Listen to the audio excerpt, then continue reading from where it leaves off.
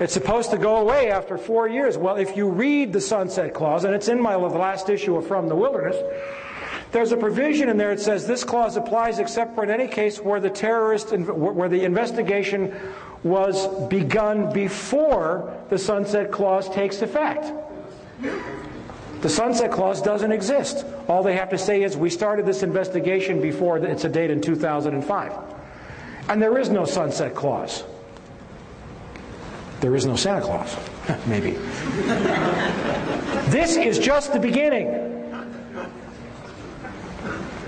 I didn't become a policeman to break laws. I became a policeman to protect people and to enforce laws.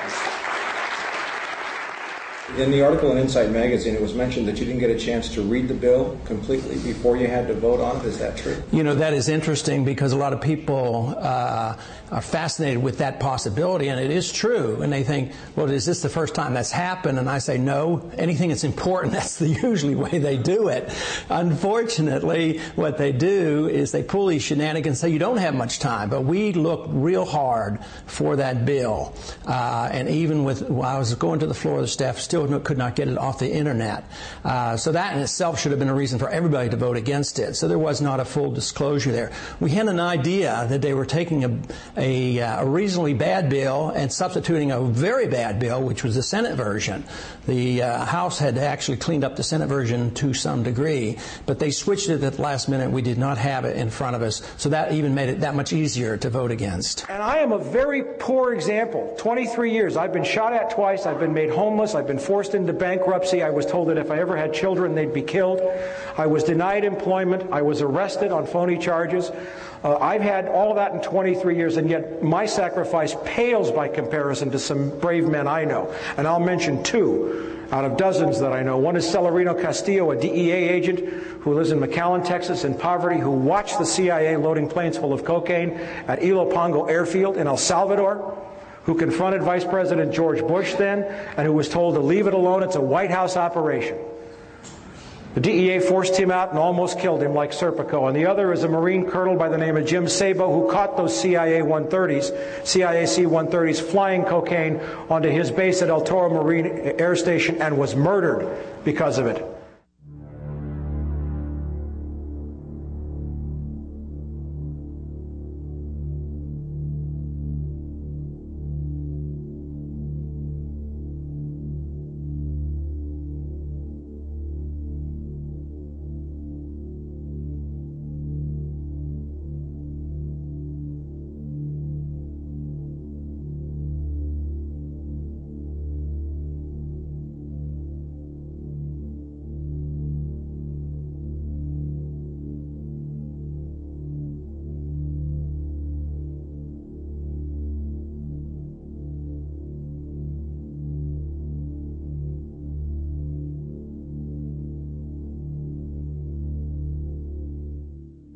People like us, and I'm just one of many, have been trying to tell people like you that unless you face this now and pay the price, this is what the end result is going to be, and it's only going to get worse. Catherine Austin Fitts has a great saying, if we can face it, God can fix it. But it can't happen until we face it. Now let me show you what's on the drawing boards. This is being debated right now. Model State Emergency Health Powers Act as of October 23rd. This goes in conjunction with the 300 million doses of smallpox vaccine that are being ordered. This is an act that will give state and local governments the right to seal off neighborhoods, herd people into stadiums, close down all transportation, water, and communications, seal off everything, suspend the Constitution, seize property, and suspend the writ of habeas corpus. All justified under a supposed threat of massive biological warfare. This is being debated right now. The criminality of this regime is out of the closet. I noticed it was out of the closet in May when Citibank bought Banamex. They don't care anymore. They're arrogant. But I got news for you. These guys, and especially George W. Bush, play in a rigged game. They've always played in a rigged game. And those who play in a rigged game get stupid. Because they don't have to perform. Their arrogance gets them. Now, if you have any lingering doubts, and you can go to my website and read all of these documents of Operation Northwoods. These are declassified top-secret documents from 1962 showing that the Joint Chiefs of Staff had planned to shoot down 2 American airliners and blame it on Fidel Castro for the purpose of getting a war with Cuba.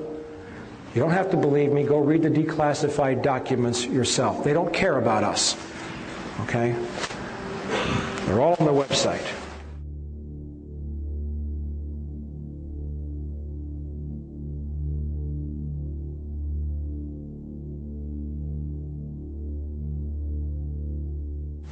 The victorious warlord set to open opium floodgates.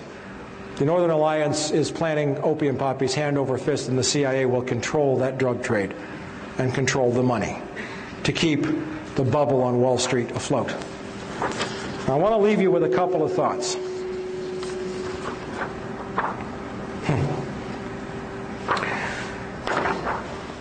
I may have scared you, and I love it when people come up to me and say, Mike, what am I supposed to do? And I know that in your head you're saying, you don't want me to tell you what you're supposed to do, because what you want me to tell you is something that'll let you go home, drink a beer, watch your television set, and manage your 401k plan. Okay?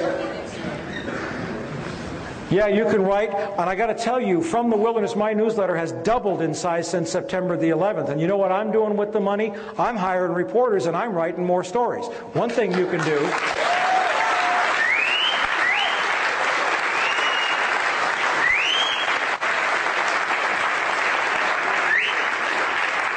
One thing you can do is vote with your money. Stop giving money to people who lie to you.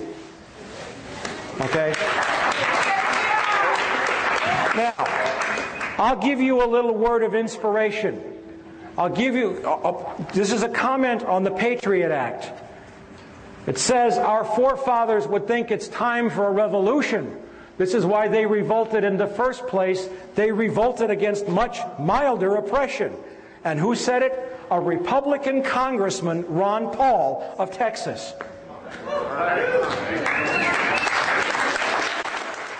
To vote against the Patriot Act was a very easy vote for me. To me, it was a clear violation of the civil liberties of all Americans. It was called Patriot Act because they didn't want anybody to vote against it, claiming that if you didn't vote for it, you weren't a patriotic American citizen. I think it was probably the opposite way. I think those who voted for it voted for a bill that undermined the Fourth Amendment, the whole principles of individual freedom and liberty in this country. So it was very easy for me to oppose a bill that would just open up Pandora's box with search warrants and the whole ability to wiretap and listen to all our communications, whether they were on the internet, and check on websites, the whole works. It was very easy for me to vote against that bill. And there are other actions taken by the administration, including military tribunals and Attorney General Ashcroft's announcement that he was going to wiretap attorney-client conversations. How do those make you react? I guess there are two there. I don't like what he's doing, but the other part is how did we get to this point in our history where our administration, our presidents, and our attorney generals do this by fiat? Just come up and declare, well, there's going to be new military tribunals set up, or we're going to wiretap communications between the accused and their lawyers, and they didn't even confer with the Congress. So I would say that's very bad. Of course, there's the slippery slope there. They say, well, we're only going to do this with the terrorists. Well, how do we know who the terrorists are if they haven't had a trial? So the whole thing is just outlandish for a country that pretends to protect the rights of the accused, and we challenge other countries like Peru in recent years for setting up these type of tribunals. So I think that moving in this direction is a serious challenge to the whole principles of the 10 Amendments and the Constitution.